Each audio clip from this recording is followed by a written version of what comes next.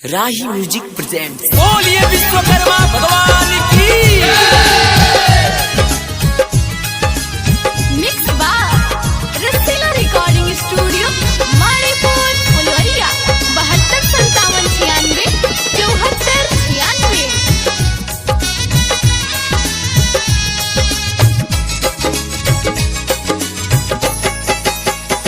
जिनके चरणों में दुनिया झुकाती है सर, जिनके चरणों में दुनिया झुकाती है सर, बाबा विश्वकर्मा का जग में नाम है।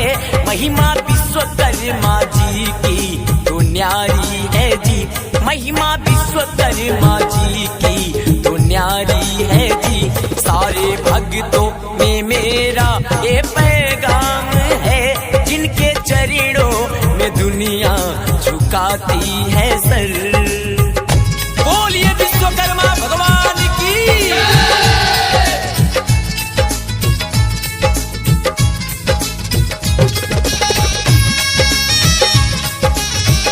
जय हो जय हो।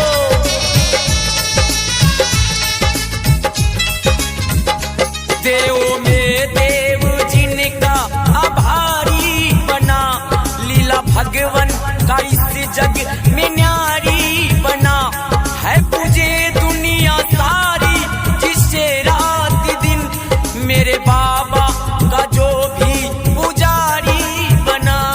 भोले बाबा दिए थे जिसे दाने में, भोले बाबा दिए थे जिसे दाने में। सोने की लंका अब तो ये पहचानी है, भोले बाबा दिए थे जिसे दान में। बोलिए विश्वकर्मा भगवान की।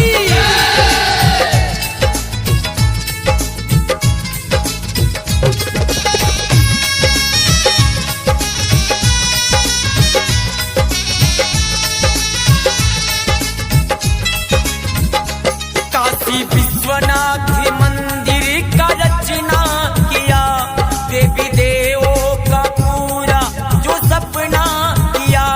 द्वापर में द्वारिका, सतयुग में स्वर्ग लोक, कल युग में हस्तिनापुर का भी रचना किया।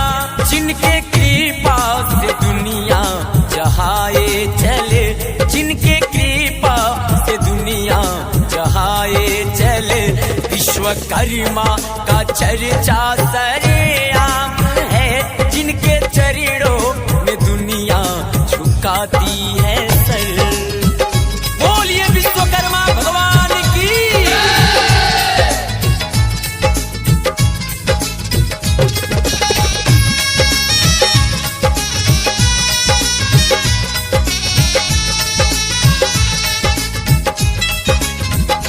दृष्टि से जिनके कल कर खाना चले, दिल से कहता हूँ पूरा जमाना चले।